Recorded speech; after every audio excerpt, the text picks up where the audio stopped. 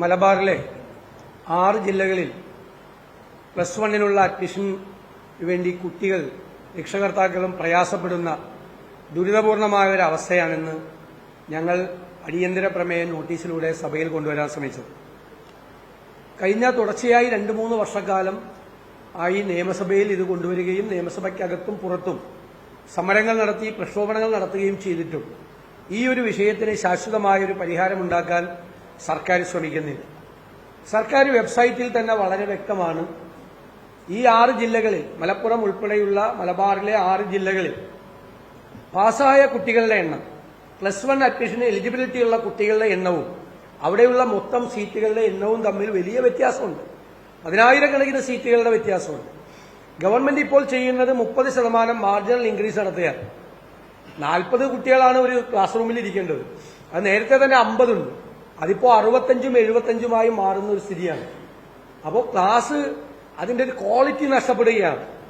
എന്നിട്ടും ഈ 30% marginal increase കൊടുത്തിട്ടും കുട്ടികൾക്ക് സമീപ പ്രദേശങ്ങളിലൊന്നും അഡ്മിഷൻ കിട്ടാത്ത ഒരു സ്ഥിതിയാണ്. വീടിന്റെ തൊട്ടടുത്ത് അഡ്മിഷൻ വേണമെന്നാണ് ചോദിക്കുന്നത്.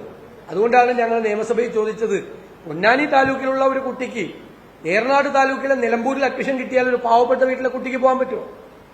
ചിറയൻകീഴിൽ ഉള്ള ഒരു പാവപ്പെട്ട വീട്ടിലെ കുട്ടിക്ക് നെയ്യാറ്റിൻകരയിലെ ഏതെങ്കിലും സ്കൂളിൽ അഡ്മിഷൻ കിട്ടിയാൽ പോകാൻ പറ്റുമോ? അപ്പൊ അത് ഒരു വലിയ സ്റ്റേറ്റ് അടിസ്ഥാനത്തിൽ യൂണിറ്റ് ആക്കിയിട്ടാണ് ഇവർ ചെയ്യുന്നത്.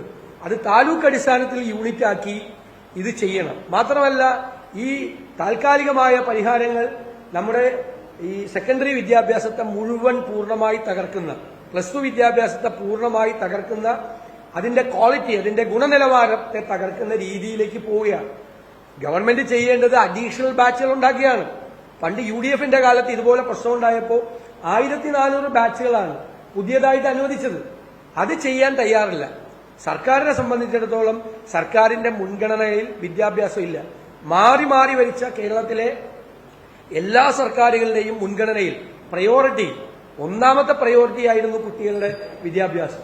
ഈ സർക്കാരിന്റെ പ്രയോറിറ്റിയിൽ അതില്ല എന്നതാണ് ദൗർഭാഗ്യകരമായ കാര്യം.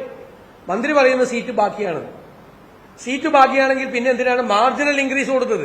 30% മാർജിനൽ ഇൻക്രീസ് കൊടുത്തു. സീറ്റ് ബാക്കിയായ ജില്ലകളിൽ എന്തിനാണ് അഡീഷണൽ സീറ്റുകൾ വർദ്ധിപ്പിച്ചത്? അപ്പൊ പറയുന്നതും യാഥാർത്ഥ്യവും തമ്മിൽ യാതൊരുവിധ പൊരുത്തവും.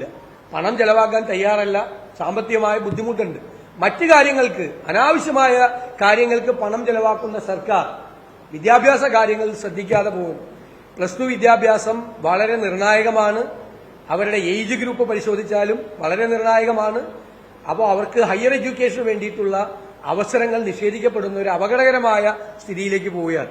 പൊതുവിദ്യാഭ്യാസ രംഗത്തേക്ക് കുട്ടികളുടെ എണ്ണം ഗൌരവമായി കേരളത്തിൽ കുറഞ്ഞുകൊണ്ടിരിക്കുന്ന ഒരു പശ്ചാത്തലത്തിൽ വേണം ഇതിനെ പരിശോധിക്കാനെന്നാണ് ഞങ്ങളുടെ നിലപാട്. അല്ല, ഇവിടെ ഈ ഗവൺമെന്റ് വന്നതിന് ശേഷം 8 കൊല്ലമായുള്ള തുടർച്ചയായ അവഗണനയുടെ ഫലമാണ് ഇന്നത്തെ സ്ഥിതി. ഇന്നത്തെ സ്ഥിതി എന്ന് പറഞ്ഞാൽ എന്താണ്? ഇപ്പൊ ഈ പറഞ്ഞതുപോലെ ഒരു ക്ലാസ്സിൽ 60-65, അത് ഇനിയിപ്പോ മാർജിനൽ ഇൻക്രീസ് കൊടുത്ത +70 ആവാൻ പോവാണ്. എന്നിട്ടാണ് ഗവൺമെന്റിന് ബോധ്യം വരാത്തത്. ഈ സീറ്റ് ബാക്കിയാണെങ്കിൽ എല്ലാ സ്കൂളിലും 65-70 കുട്ടികളെ ഇരുത്തി ക്ലാസ് പഠിപ്പിക്കേണ്ട വല്ല കാര്യമുണ്ടോ? ഈ വിദ്യാഭ്യാസ മാനദണ്ഡങ്ങൾ, ഗൈഡ് ലൈൻ, അത് ഇതൊക്കെ വെച്ച് നോക്കുകയാണെന്ന് ഇങ്ങനെ ചെയ്യാൻ പാടില്ല. അപ്പൊ 60-65 പോയി 70ന്റെ മുകളിലാവും. ഇനി ഒരു ആൾക്കൂട്ടത്തെയാണ് ഒരു അധ്യാപകൻ പഠിപ്പിക്കുന്നത്. വിദ്യാഭ്യാസ നിലവാരത്തിന് താഴോട്ട് വേണം. മാത്രമല്ല, ഈ ജില്ലകളിൽ മുഴുവൻ, പാലക്കാട്ട് നിന്ന് അങ്ങോട്ട് കാസർഗോഡ് വരെയുള്ള ജില്ലകളിൽ കുട്ടികൾ പഠിപ്പ് നിർത്തുകയാണ്. പണ്ടൊക്കെ കൊഴിഞ്ഞുപോക്കിനെതിരായി നമ്മൾ നടപടിയെടുത്തിരുന്ന സ്റ്റേറ്റാണ് വിദ്യാഭ്യാസ നിലവാരം ഉയർത്താൻ. ഇപ്പൊ നിവൃത്തിയില്ലാത്തതുകൊണ്ട് പാവപ്പെട്ട കുട്ടികൾ പഠിപ്പ് നിർത്തുക. അഡ്മിഷൻ കിട്ടണ്ടേ? ഇല്ലെങ്കിൽ എവിടെയും ചേരാതെ വീട്ടിലിരുന്ന് പഠിച്ച് പരീക്ഷ വാങ്ങണം. ഇതാണ് സ്ഥിതി. ഗവൺമെന്റിന് യാതൊരു അനക്കവുമില്ല. ഇത് വല്ലാത്ത നിഷേധ സമീപനാണ്. കേരളത്തിന്റെ പകുതി ഭാഗത്തെ തീർത്തും ഈ ഗവൺമെന്റ് അവഗണിക്കുകയാണ്. ഈ വല്ലാത്തൊരു അവഗണന എന്ന് പറഞ്ഞു കഴിഞ്ഞാൽ, ഇപ്പൊ ഈ മന്ത്രി മറുപടി പറയുമ്പോൾ ഇത്രയും കുട്ടികൾ ഒരു ക്ലാസ്സിൽ നിന്ന് പഠിക്കുന്നുണ്ടെന്ന് അറിഞ്ഞുകൊണ്ടാണ് സീറ്റ് ബാക്കിയാണെന്ന് പറയുന്നത്. അത് തന്നെ പറയുന്ന കാര്യം സത്യമല്ല എന്നുള്ളതിന്റെ ഏറ്റവും വലിയ തെളിവല്ലേ? അത് നിഷേധിക്കുന്നില്ല. 65-70 കുട്ടികൾ ആവും, 70ന്റെ മുകളിൽ കുട്ടികളാവും ഇനി എന്നുള്ള കാര്യം ഗവൺമെന്റ് നിഷേധിക്കുന്നില്ല. കുട്ടികൾ അധികം ഉണ്ടെന്ന് സമ്മതിക്കുന്നു. എന്നിട്ടാണ് പറയുന്നത് സീറ്റ് ബാക്കിയാണ്. അപ്പൊ അതുകൊണ്ട് വല്ലാത്ത അവഗണനയാണ് ഗവൺമെന്റ്. മാർജിനൽ ഇൻക്രീസ് കൊടുക്കുക എന്നാണ് ഇപ്പൊ പറയുന്നത്. അതുകൊണ്ട് ഈ പ്രശ്നം പരിഹരിക്കാനേ പോകുന്നില്ല. ഗവൺമെന്റ് ഏറ്റവും പ്രധാനപ്പെട്ട ഒരു വിഷയം എന്നുള്ള അല്പം ഫണ്ട് ഇതിന് മാറ്റിവെച്ച് ഗവൺമെന്റ് സ്കൂളിലും അതുപോലെ തന്നെ മറ്റു സ്കൂളിലും ഒക്കെ ആയി ഈ പ്രശ്നം പരിഹരിക്കാൻ അവരുടെ പ്രയോറിറ്റിയിൽ ഇത് വരാതെ ഈ പ്രശ്നം പരിഹരിക്കാൻ പോകുന്നു.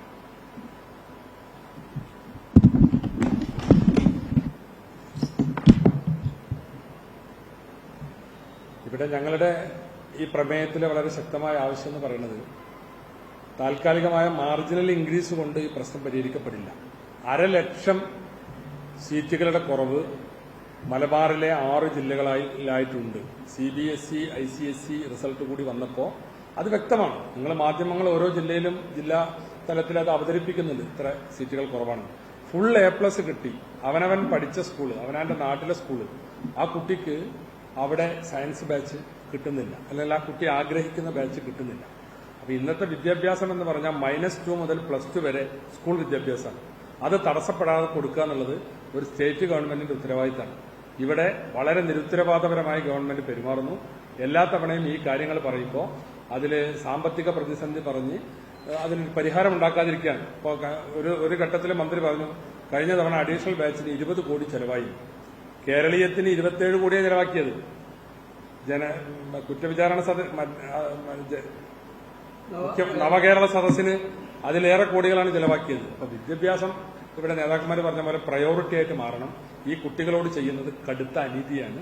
ഇതിനെതിരായ പ്രക്ഷോഭവും ഇതിനെതിരായ പ്രവർത്തനങ്ങളും അസംബ്ലിക്കകത്തും പുറത്തും ഞങ്ങൾ മുന്നോട്ട് ശക്തമായിട്ട് കൊണ്ടുപോകും. ഇങ്ങനെ കരയുന്ന കുട്ടികളുടെ ചിത്രങ്ങളാണ് പല ദൃശ്യമാധ്യമങ്ങളിൽ കണ്ടുകൊണ്ടിരിക്കുന്നത്.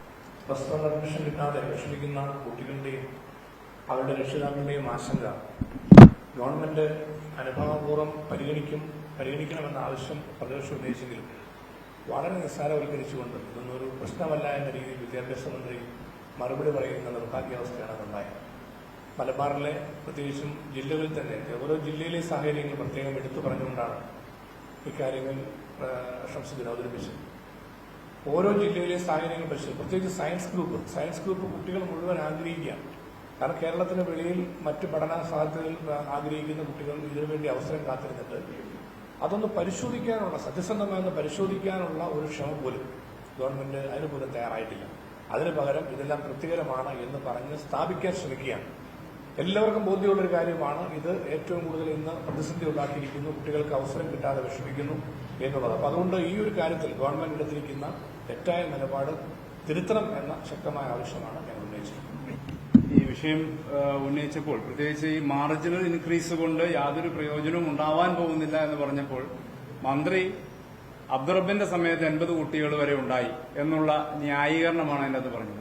അവിടെ അന്നത്തെ സമയത്ത് ഗവൺമെന്റ് അഡീഷണൽ ബാച്ചുകൾ കൊണ്ടുവന്നുകൊണ്ട് ആ വിഷയം പരിഹരിക്കാൻ ക്രിയാത്മക ഇടപെടൽ അന്ന് ഉമ്മൻചാണ്ടി ഗവൺമെന്റ് നടത്തിയിരുന്നു. ഈ കുട്ടികളുടെ എണ്ണം വർദ്ധിക്കുമ്പോൾ ഇവിടെ സൂചിപ്പിച്ചതുപോലെ 65-70 കുട്ടികൾ ഒരു ക്ലാസ്സിൽ വരുമ്പോൾ വിദ്യാഭ്യാസ നിലവാര തകർച്ചയിലേക്ക് നിസ്സംശയം പോകുമെന്നുള്ളതാണ്. അപ്പോൾ കുട്ടികൾക്ക് പഠിക്കാനുള്ള ഒരു അവകാശം നിഷേധിക്കുന്ന നിലയിലാണ് ഗവൺമെന്റ് സമീപനം. അദ്ദേഹത്തിന്റെ പ്രഖ്യാപനത്തിൽ യാതൊരു വേർതിരിവുമില്ല, എല്ലാ സ്ഥലങ്ങളിലും കുട്ടികൾക്ക് പഠിക്കാൻ കഴിയും എന്ന് പറയുമ്പോഴും അത് പ്രാവർത്തികമായോ പ്രായോഗികമായോ വരുന്നില്ല എന്നുള്ളതാണ്. ഒപ്പം തന്നെ പൊതുവിദ്യാലയങ്ങളിൽ നിന്ന് കുട്ടികൾ ഒഴിഞ്ഞു പോകുന്നത് വളരെ ഗൌരവമായി വീക്ഷിക്കേണ്ട ഒന്നാണ്. ഇത്തരത്തിലുള്ള വിഷയങ്ങൾ സ്വാഭാവികമായിട്ട് അതിന് കൂടുതൽ ആക്കം കൂട്ടും. ഈ പൊതുവിദ്യാഭ്യാസ മേഖലയിൽ വലിയ നിലവാര തകർച്ചയിലേക്കാണ് ഈ ഗവൺമെന്റ് 8 വർഷം കഴിയുമ്പോൾ കൊണ്ടുവന്ന് എത്തിച്ചുകൊണ്ടിരിക്കുന്നത്. ഔപചാരികമായോ അനൌപചാരികമായോ അങ്ങനെ ഒരു സംഭാഷണം പ്രതിപക്ഷവുമായിട്ട് നടത്തിയിട്ടില്ല. നടത്തിയെന്ന് അദ്ദേഹം പറഞ്ഞത് തെറ്റായ വസ്തുതാവിരുദ്ധമായ കാര്യമാണ്. ഒന്നാമത്തെ കാര്യം, ഇന്നലെ നിയമസഭയുടെ അജണ്ടയിലുള്ളത് ഈ ബില്ല് സബ്ജക്ട് കമ്മിറ്റിയിലേക്ക് അയക്കാൻ വേണ്ടിയിട്ടുള്ള ആദ്യത്തെ ചർച്ച നടക്കുന്നതാണ്. അതാണ് വേവ് ചെയ്തിട്ട് റൂൾസ് ഓഫ് പ്രൊസീജിയറിലെ സെക്ഷൻസ് വേവ് ചെയ്തിട്ട് അത് മാറ്റിയിട്ട് പെട്ടെന്ന് അപ്രതീക്ഷിതമായി കൊണ്ടുവന്ന് ഇത് ചെയ്യുന്നത്. യഥാർത്ഥത്തിൽ ആ ബില്ല് സബ്ജക്ട് കമ്മിറ്റിയിൽ പോയി തിരിച്ചു വന്ന് സബ്ജക്ട് കമ്മിറ്റി റിപ്പോർട്ട് ചെയ്ത പ്രകാരമുള്ള ബില്ല് സർക്കുലേറ്റ് ചെയ്ത് എല്ലാ അംഗങ്ങൾക്കും ഭേദഗതികൾ നിർദ്ദേശിക്കാനുള്ള സമയം കൊടുത്ത് ആ ഭേദഗതികൾ കൂടി വെച്ചുകൊണ്ട് 2ാം വായനയും 3ാം വായനയും വേറെ ദിവസം നടത്തുന്നത്. എത്രയോ ദിവസം ഇനി നിയമസഭയുണ്ട്. അത് BSc കൂടിയിട്ട് ഏത് ദിവസമാണ് സബ്ജക്ട് കമ്മിറ്റി റിപ്പോർട്ട് ചെയ്ത പ്രകാരമുള്ള ബില്ല് വരാനെന്ന് തീരുമാനിച്ച് ഞങ്ങൾ എല്ലാ കാര്യവുമായിട്ട് സഹകരിക്കണമല്ലേ. ഇത് ജനാധിപത്യ വിരുദ്ധമായ ഒരു നടപടിയാണ്. ഞാൻ ഇന്ന് ക്രമപ്രശ്നം ഉന്നയിക്കുന്നുണ്ട്, അതിശക്തിയായി എതിർക്കും.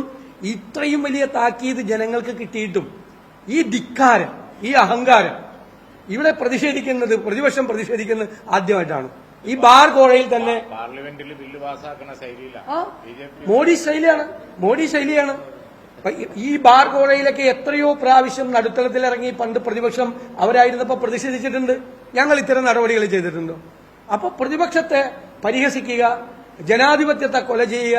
എന്തിനാ ബില്ലെന്ന് പറയുന്നത്? ഇതുപോലത്തെ ഒരു ഡീലിമിറ്റേഷൻ ബില്ല് വരുമ്പോൾ അത് ചർച്ച ചെയ്യണ്ടേ? ഞങ്ങളത് തിരിച്ചു വരുമ്പോൾ അത് 2ാം വായനയിലും 3ാം വായനയിലും പങ്കെടുക്കുകയും അമെന്റ്മെന്റ് പ്രകടിപ്പിച്ച് നമുക്കുള്ള അതിൻ്റെ അകത്തുള്ള അഭിപ്രായ വ്യത്യാസങ്ങളെല്ലാം പറഞ്ഞ് അങ്ങനെയല്ല ഒരു ബില്ല് പാസ്സാക്കുന്നത്.